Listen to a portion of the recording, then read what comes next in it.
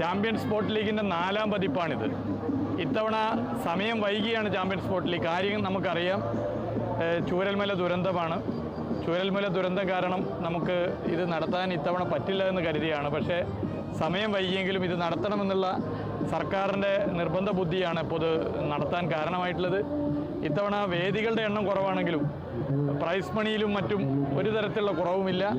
എല്ലാ നിലയിലും ജനകീയമായ ഒരു ഉത്സവമാണ് ചാമ്പ്യൻ സ്പോർട്സ് ലീഗ് വള്ളംകളി. കാണുന്നില്ല നിങ്ങൾ ജനങ്ങളുടെ ഒരു താല്പര്യം. ഇത് കേരളത്തിലൊരു പ്രധാനപ്പെട്ട ടൂറിസം ഇവൻ്റാണ്.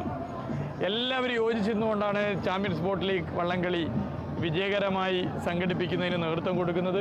അടുത്ത വർഷത്തെ CBL നമുക്ക് വിവിധ രാജ്യങ്ങളിൽ നിന്നുള്ള വിദേശ വിനോദസഞ്ചാരികൾ വരുന്ന നിലയിലേക്ക് പ്ലാൻ ചെയ്യാനും അതിൻ്റെ മാർക്കറ്റിംഗ് വളരെ നേരത്തെ നടത്താനുമാണ് ഉദ്ദേശിക്കുന്നത്.